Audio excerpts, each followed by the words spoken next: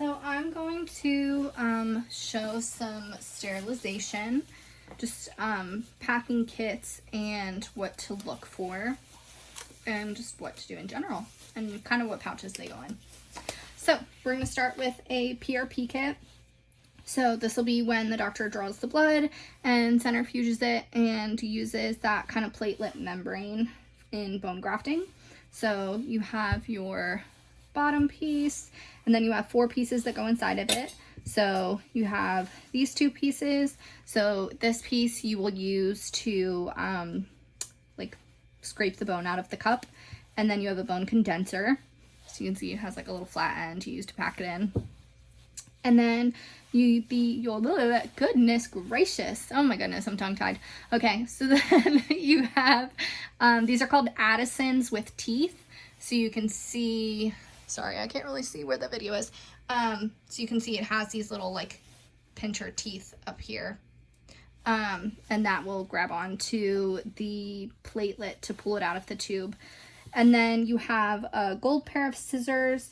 So we have 2 gold pair of scissors here, and this one looks like it's for a post-op kit. You'll want the one that's kind of like curved here. So those will go in. So we're going to put those in the middle, put that there, and then push that like that. So then this piece, you always want to make sure it's cup up. So you can see you have these little cup pieces here. They're going to go up. You don't want it to go this way because those are the wrong direction. So they would have to take it out and flip it around. So it'll go like that. And then you have your flat piece. So you'll have a collagen plug here, and then this goes on top of it, and it kind of squishes that down and gets that extra blood out. And then when you lift it up, you have that flat membrane underneath. Okay, and then you'll put your lid on, and then you're gonna have 2 cups. So we have this one, get this one in from over here, then we have this round one. The cups may look different, and the pieces inside may look different just depending on the kit, but they usually look something like that. And we're gonna use just our bigger like surgery pouch. So we're gonna slide that in, put those 2 cups in. And then fold that, and then this will go into our basket until it's ready to be sterilized. Okay, so then there's some blood on here that I'm gonna want to clean off, and on the back of here.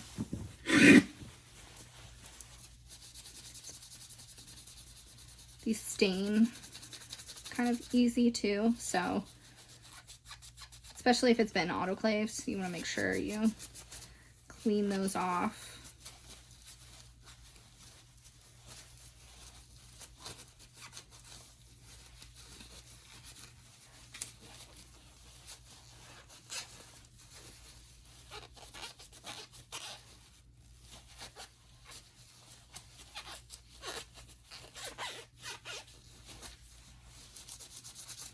These are called snap arrays. If you ever need to reorder them. This is going to go into our long kind of forceps pouch. So the working end is always going to go into the pouch down. So this is what we consider our working end. So it goes in, down, and you seal it along the line. You don't want to over fold it like down to here, and you don't want to under fold it. You want it on that line. Okay, so then we're going to pack our Zimmer kit. So the burrs, oh, sorry, I can't see if I'm in the thing or not. So the burrs, you always put into a cup, and then we kind of fill it up with water and drop it to the bottom of the ultrasonic and just let those soak. So I'm gonna pour these out now. So the biggest thing is cleaning the burrs. So what we'll do is we scrub them down with a toothbrush or a bristle brush, and then we will take an Explorer. So if let's see if you can see. So you can see at the top of here, it has that little hole. So you always want to go in with an explorer into that hole and make sure to clean out any bone. So you can see right there, maybe if it'll focus, on the tip of my finger here, there's a little piece of bone. Whoa, knocking my camera over. That came out of there. So if you don't do that, then it will solidify in that hole, and then you would be using that on the next patient, which is not allowed. Okay, so we do that with all of our burrs. We make sure, sometimes bone can get stuck in these little slits here, so you always just brush them off and then do the same thing. Push that, you know, through there and get out any bone. And then I'll always look through it and make sure that it's completely clear. Sometimes you'll get water that stays in that hole, so you can't really see. So I will kind of roll it on here, try to get that water out, or just blow it, go, kind of breaks that water out of there, so then you can see, because sometimes you can't tell if it's water or if it's bone. The pilot I always brush as well, because bone can get stuck in those little ridges. So we'll brush these out and then stick our explorer through there and make sure there's no bone.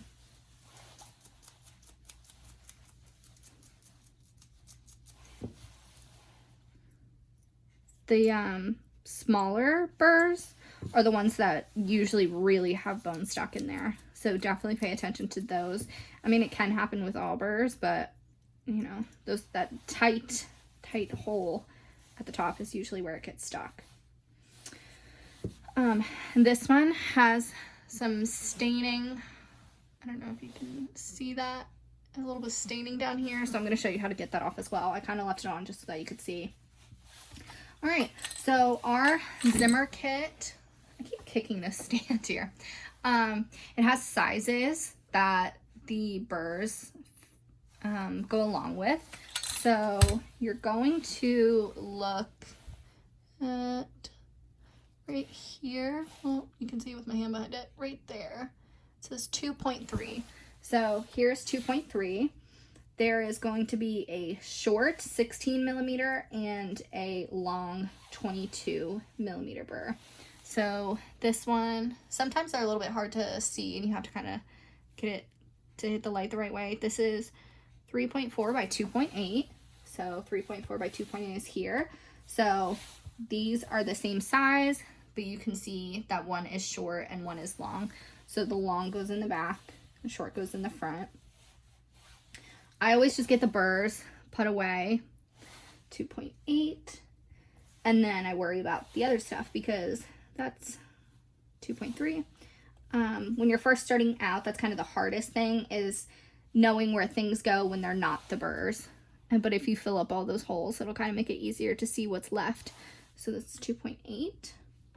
Okay, so these are parallel pins.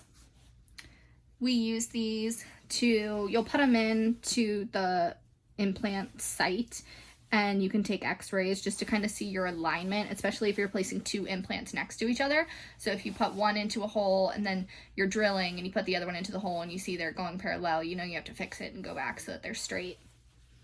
Okay, and then our pilot is that pointy gold one. So that's going to go right here. It says pilot. And then we have a round burr. So you can see that it's round at the top. So the most important thing is this little latch on the bottom of here.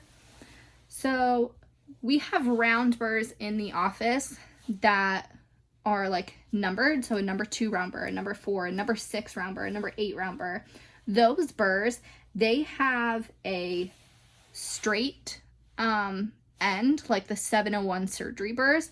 Those are not autoclavable. They're not reusable. You will dispose of those. So if you ever hear someone say the only round burr that you don't throw away is going to be one with a latch on the end. So that's what we're talking about, is that little latch on the end of there. because that's for the implant kit. All the other round burrs are trash. Okay, so then these are called hand drivers. So you have a short and a long. So drivers, short, long. And then we have our implant handle here. It's gonna go right here. Okay, and then we are missing some pieces. Are we missing pieces? We probably are. Dr. Pham had a really big surgery yesterday. Let me see if I can, they're laying around here anywhere. He had a really big surgery yesterday and things got kind of crazy. So, they could very well just not be in this pile of things right now. So these two are going to be these spots right here. This 1, 2, 3, 1, 2, 3.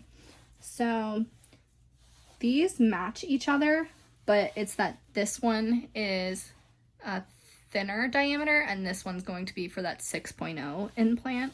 So let me see if you can see the difference in thickness there. So the most important thing, I'll pull this one out. We're missing this piece here. It's gonna be around here somewhere. If not, I'll just pull it out from another kit, which I might do anyways, just so I can get this out of the way. Let me see if I can grab one from another kit real quick so I can show you what it goes to.